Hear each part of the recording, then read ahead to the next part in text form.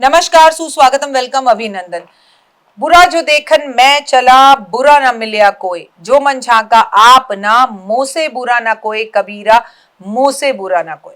जाने भाद्रपद के मास में क्या नियम करने चाहिए। सावन भादो भाद्रपद, भाद्रपद का महीना कैसा होता है, क्या करना चाहिए, इसकी क्या खासियत है भादो के महीने की, वो मैं आपको बताने जा रही हूँ। इस वीडियो को अंत तक जरूर देखें।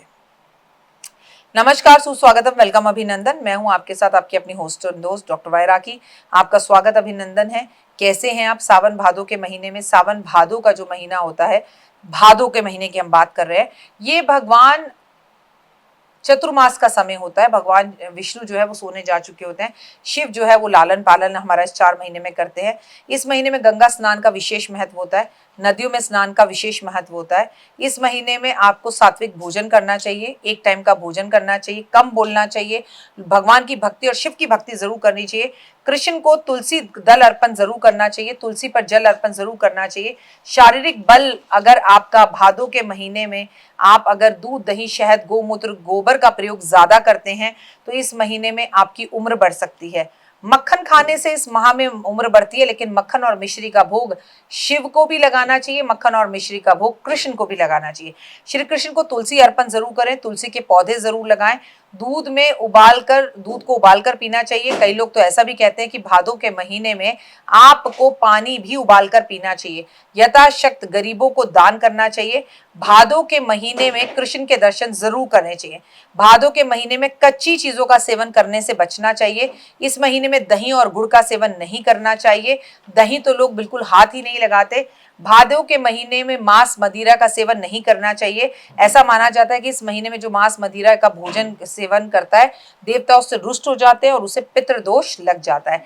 धार्मिक मान्यता के अनुसार भादों के महीने में आपको किसी भी दिन बाल कटवाने चाहिए, लेकिन रविवार वाले दिन बाल नहीं कटवाने चाहिए और बाहर का खाना खाने से बचना चाहिए। जिन लोगों को आप नहीं जानते उनके घर का नमक खाने से बचना चाहिए।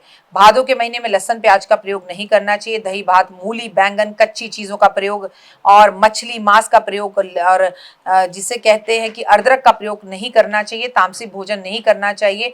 बहुत मसालेदार और तेलीय पदार्थ नहीं खाने चाहिए। शरीर को शुद्ध और पवित्र रखना चाहिए। एक समय का भोजन करना चाहिए, हल्का खाना चाहिए, दाल चावल खाने चाहिए। इस महीने में सभी तरह के सुख सुविधाओं को त्याग देना चाहिए। पलंग छोड़कर इंसान को जमीन पर चटाई बिछाकर सोना चाहिए। मैंने आपको सावन में भी कहा था, सावन भादों में जमीन पे सोना बहुत अच्छा होता है। असत्य वचन ना बोले, कड़वे वचन ना बोले, किसी से झगड़ा ना करें, विश्वासघात ना करें, ईर्ष्या ना करें, क्रोध ना करें। सभी को त्याग कर प्रभु के सिमरन में रहना चाहिए। कोई भी मांगलिक कार्य इस महीने में नहीं हो सकता, इनफैक्ट चतुर्मास में नहीं हो सकता, लेकिन हाँ, धार्मिक यात्रा और पूजा पाठ हो सकती है। इस महीने में नारियल के तेल का इस्तेमाल नहीं करना चाहिए। संतान सुख में कमी आती है जो लोग ऐसा करते हैं। भादों के महीने में नशीले पदार्थ, गुटखा, तंबाकू, सिगरेट, शराब, इनका सेवन नहीं करना चाहिए। भादों के महीने में आपको किसी के और के कपड़े नहीं पहनने चाहिए और किसी और को अपने कपड़े पहनने के लिए नहीं देने चाहिए। आपको शिव की पूजा के साथ कृष्ण की पूजा, आराधना, अर्चना जरूर करनी चाहिए। भादों के महीने में आपको कोई धार्मिक यात्रा जरूर करनी चाहिए। संभव हो सके तो किसी पंडित और पंडितानी को कोई सावन के महीने में आपको यात्रा करवानी चाहिए। अगर आप वो यात्रा करवाते हैं, इससे भी आपको बहुत जबरदस्त सफलता मिलती है और लाइफ में 100% रिजल्ट आते हैं। भादों के महीने में तुलसी के पौधों को जगह जगह पर लगवाना चाहिए। कम से कम आपको 11 पौधे मंदिर में दान जरूर करने चाहिए।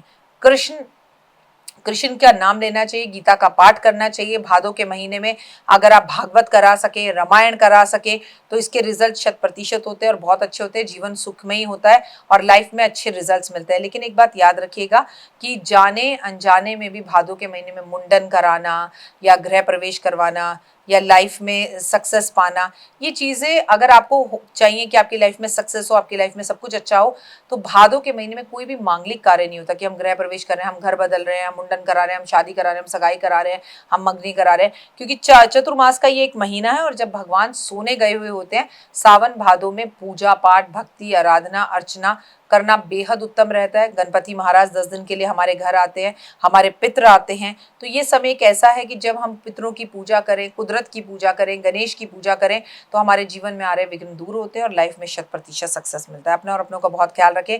मुझे Instagram, Facebook, believe in Karma 5 minute story पर जरूर फॉलो करें और भादों के महीने में दिल खोल कर दान करें, क्योंकि जो देंगे दान में वही मिलेगा आपको आन में। फ्यूचर आपका बहुत अच्छा रहेगा और सोच को पॉजिटिव रखें। जय माता दी।